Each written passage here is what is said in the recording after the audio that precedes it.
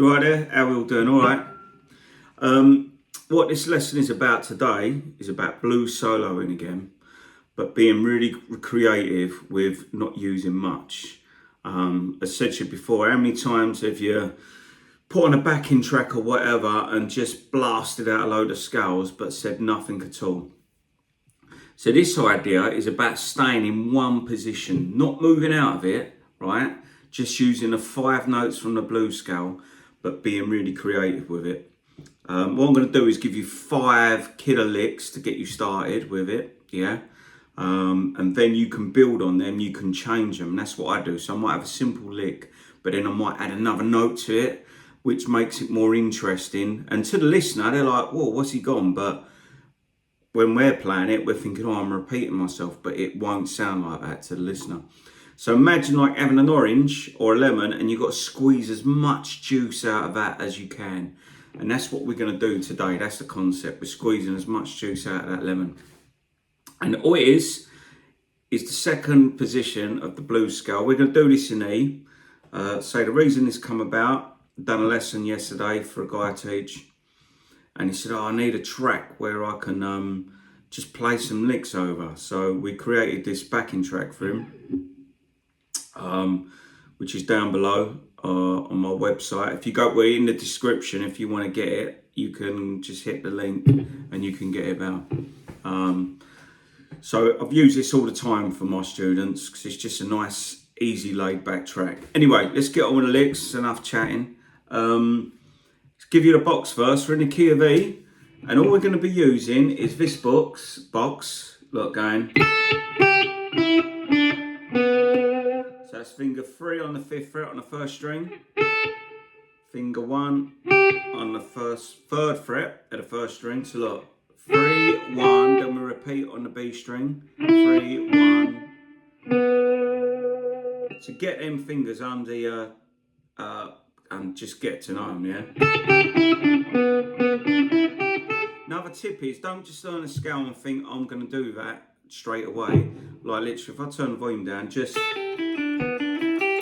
it as an exercise so you can just know where your fingers are going first. Don't try and jump straight in because your brain will be thinking, oh, what note should I be hitting? So memorise that first.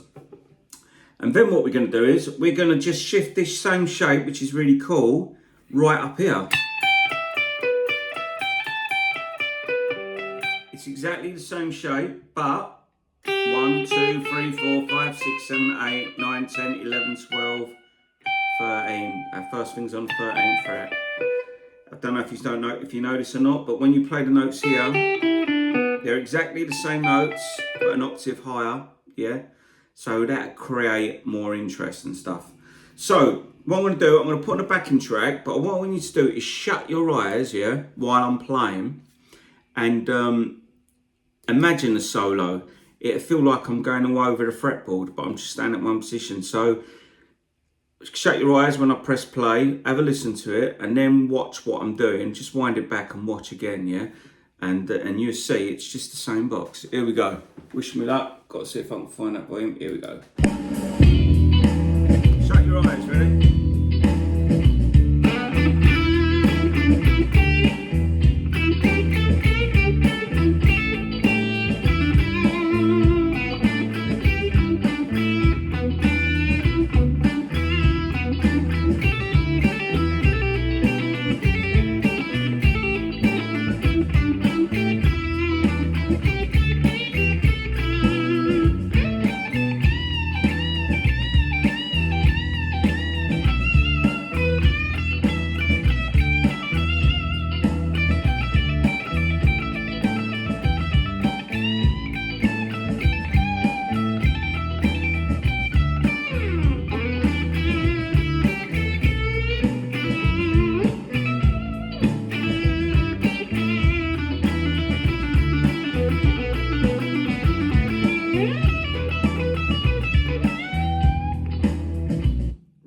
So, open your eyes, have a listen back. So when I'm listening to a guitarist playing, normally it's a natural thing to hear them going all over the fretboard and stuff. And you think, oh, where are they going? But a lot of the times, it's just staying in one place. And that's what I did there, apart from the mirror image of the same thing up there. I could have gone on more, but I didn't want to, keep going on. I was having a bit of fun. But anyway, so now I'm going to do is give you 5 great licks, what you can play over this backing track and practice your licks. So, simple, yeah? All you need to do is know how to bend and do pull-offs. Right, so the first lick, and remember you can repeat it up here. We're going to play, let's put the backing on so you can hear it in context. There. So we're going to use. Now what this is, we're going to go up closer. I'm going to get you up, ready? 3rd finger on. Now another tip, when you're bending notes, don't just bend with one finger. Have your other fingers on before, it'll give you more strength. So we're going to bend up 5 to 7. Then we're going to come down. Then we're going to pull off 1 to 3. So look. Then another pull off.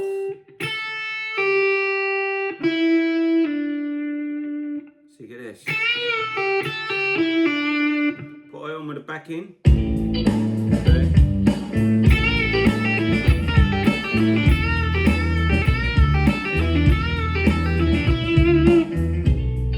What I've done there at the end, I've finished on the root because we're in the key of E.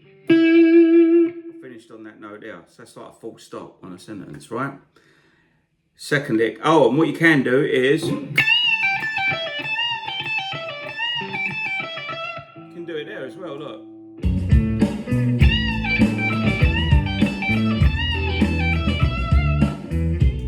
So that's lick 1. Lick 2 is. I'm making these up to go along, I'm not really, but there we go. Lick 2 coming up. Here we go.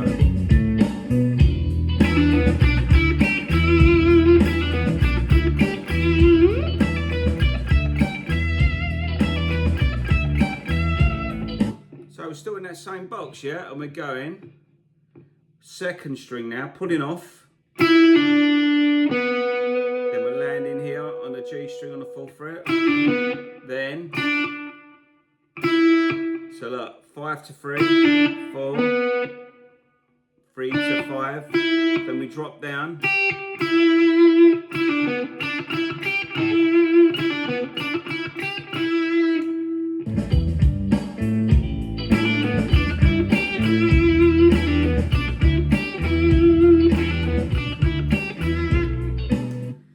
Works up there as well. Now this next lick is really simple, yeah. It's just 2 notes, but what I'm doing, I'm bending, which a lot of people don't do with their 1st finger. Here, look.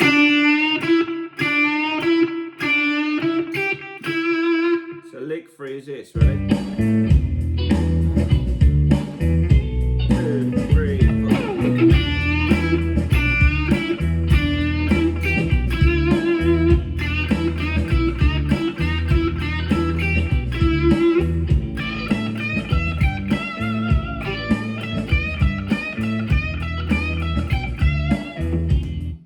Bending up there, 1st finger, and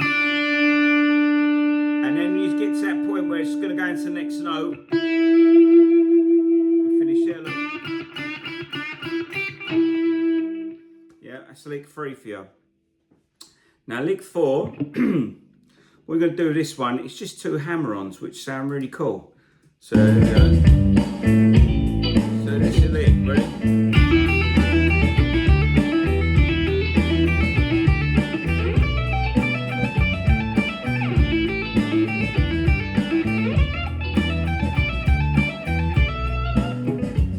Lick 4, which is just basically 2 hammer-ons. So you practice them slow. Look, you strike the 1st note and just slam down your 3rd finger. Now the tip is you want to keep that finger really arched, yeah?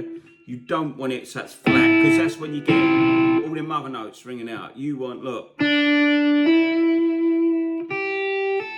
just repeat. If you want to do it up there. So that's 4 notes per beat basically. So you could practice going 1, 2, 3, 4. Put it on with a lick.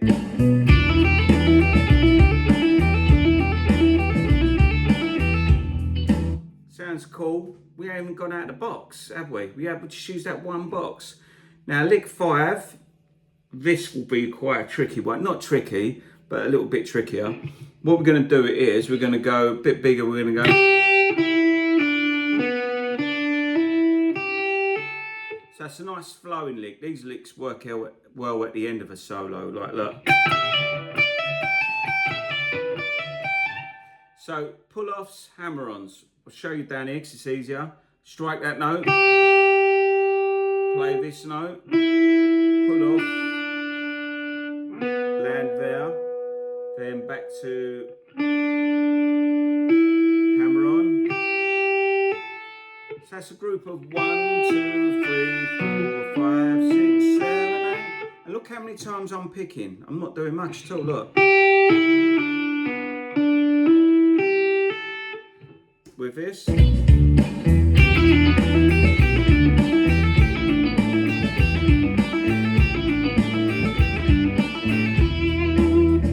see what I've done there? When I finished the lick, otherwise you've got to get to the end of it. What did I do? I just landed on the root note, which is E. The root note is the key of the tune you're in. So look. So I'm going to play it down here and I'm just going to jump up here. Ready?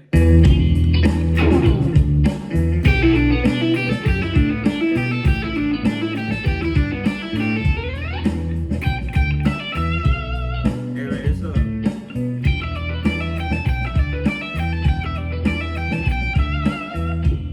And that was it. So them 5 licks can be played around with. You can muck about with them. Do what you want. Come up with your own ideas. Don't just think you've got to play it exact. That's how you're going to create your own unique style on the guitar.